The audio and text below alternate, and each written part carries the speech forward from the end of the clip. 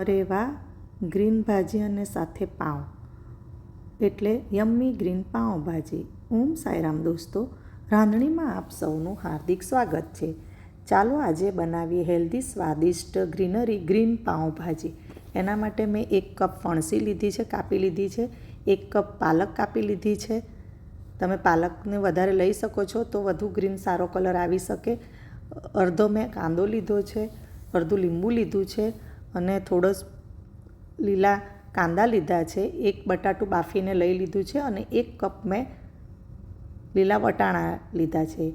આ શાકભાજી તમે વધુ ઓછું લઈ શકો છો. આ ફક્ત 2 જણ માટેનું જ છે, તો તમારા હિસાબે તમે વધારે ઓછું કરી શકો છો. હવે મેં પાણીને ગરમ કરવા મૂક્યું છે અને એના અંદર મેં થોડી સાકર અને થોડું લીંબુ નીચવી લીધું છે, જેથી કરીને આપણે જે બધા વેજીટેબલ્સ અંદર બોઇલ કરશું તેનો કલર ગ્રીન જેવો અને એવો રહેશે. એમાં અંદર મેં વટાણા, ફણસી, કાંદા નાખીને એને બોઇલ કરવા મૂકી દીધું છે. એને આપણે થોડીવાર લો ફ્લેમ પર બોઇલ કરશું. આ જો તમે જોઈ શકો છો બોઇલ થઈ ગયું છે. હવે આપણે એને કાઢી નાખશું પાણીમાંથી અને એના અંદર આપણે હવે ગરમ પાણીના અંદર આપણે પાલક અને જે લીલા કાંદા છે એ નાખી દઈશું અને ગેસ બંધ કરી દઈશું.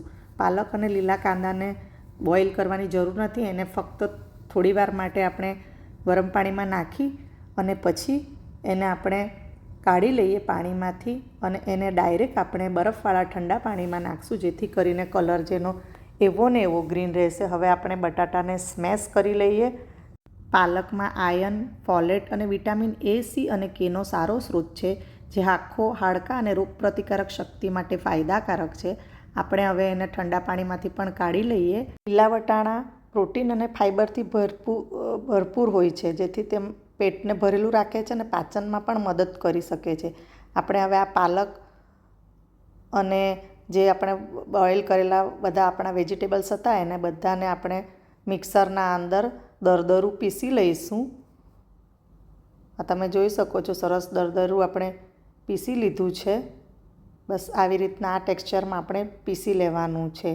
હવે આપણે એક પેનના અંદર 2 ચમચી બટર અને 1 ચમચી ઘી લઈશું. તમે ઘી, બટર કે ઓઇલ કંઈમાં પણ બનાવી શકો છો. આપણે હવે એને ગરમ થવા દઈએ. આ ગરમ થઈ ગયું છે. એના અંદર આપણે જે મિક્સરમાં ગ્રાઇન્ડ કર્યું હતું બધા વેજીટેબલ્સ એને આપણે નાખી દઈએ અને સરસ રીતે આપણે એને મિક્સ કરી દઈએ. એના અંદર 1 ચમચી લીલા મરચાંની પેસ્ટ, 1 ચમચી આદું અને 1 ચમચી લસણની પેસ્ટ. આ બધી વસ્તુમાં તમે તમારા સ્વાદ પ્રમાણે થોડું વધા પ્રમાણમાં નાખી શકો છો. હવે આપણે 10 મિનિટ માટે એને ઢાંકણ ઢાંકીને લો ફ્લેમ પર થવા દઈએ. 10 મિનિટ થઈ જાય કે તમે જુઓ પાણી બધું સુકાઈ ગયું છે. એના અંદર આપણે થોડું શું પાણી નાખીશું. હા, મેં મિક્સર ગ્રાઇન્ડરનો વાટકો ધોઈને નાખ્યું છે, એટલે આવું પાણી છે. હવે આપણે એને ફરીથી પાછા મિક્સ કરી દઈએ અને અડધું લીંબુનો રસ આપણે અંદર નીચવી લઈએ. આના અંદર આપણે ટામેટાનો યુઝ કરતા નથી, એટલે આપણે લીંબુનો યુઝ કરીએ. હવે આપણે એને 5 મિનિટ માટે ઢાંકી દઈએ. 5 મિનિટ પછી તમે જોઈ શકો છો બધું ઘી અને બટર ઉપર આવી ગયું છે. હવે આપણે સ્મેશ કરેલા બટેટા અંદર નાખી દઈએ અને સારી રીતના આના અંદર આપણે મિક્સ કરી દઈએ. હવે આપણે એના અંદર મસાલા નાખીશું. તેના અંદર આપણે 1 ચમચી હિંગ નાખીએ. સ્વાદ અનુસાર આપણે એના અંદર મીઠું નાખીશું.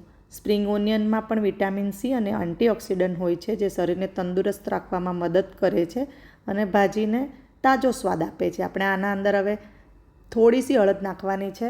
હળદર આપણે થોડી જ નાખીશું, કેમ તો કલર યલો થઈ જશે. અને 1 ચમચી ધાણા જીરું પાવડર અને 1 ચમચી પાઉંભાજી મસાલો નાખીશું. પાઉંભાજી મસાલો તમારા પાસે જે પણ હોય તે તમે નાખી શકો છો. તમે માર્કેટમાંથી લાવો કે તમે તમારા ઘરે બનાવેલો પાઉંભાજી મસાલો 1 ચમચીથી થોડો વધારે તમે નાખો અને આને સરસ રીતે મિક્સ કરીને આપણે એને ફરીથી 10 મિનિટ માટે ઢાંકીને થવા દઈએ. ગેસ આપણે એકદમ સ્લો ગેસ પર જ થવા દેવાનું છે. 10 મિનિટ પછી તમે જુઓ આપણી પાઉંભાજી સરસ થઈ ગઈ છે. ખૂબ જ સરસ સુગંધ આવી રહી છે. એના પણ આપણે હવે થોડું શું બટર નાખી દઈએ ઉપરથી. આ છે હેલ્ધી અને ટેસ્ટી ગ્રીન પાઉંભાજી. સામાન્ય પાઉંભાજી કરતાં ગ્રીન વર્ઝન વધુ પૌષ્ટિક છે, કારણ કે તેમાં પાલક, સ્પ્રિંગ ઓનિયન અને લીલા વટાણાનો ઉપયોગ થયેલો છે. હવે આપણે આ રેડી છે. આપણે એને લીલા ધાણાથી સજાવી લઈએ. તમારે વધુ ગ્રીન કલર જોઈતો હોય તો તમે પાલકનું પ્રમાણ વધારે નાખી શકો છો. પથરીની સમસ્યા હોય કે ડૉક્ટરે પાલક ઓછું ખાવાની સલાહ આપી હોય તો તે પ્રમાણે તમે પાલકનું પ્રમાણ ઓછું વધતું કરી શકો છો. મેં પાલક થોડી નાખી છે એટલે થોડો કલર થોડો ઓછો ગ્રીન છે. પાઉં પણ મેં ઘરે જ બનાવ્યા છે. એની રેસીપી મારા શોર્ટ્સ વિડીયોમાં તમે જોઈ શકો છો.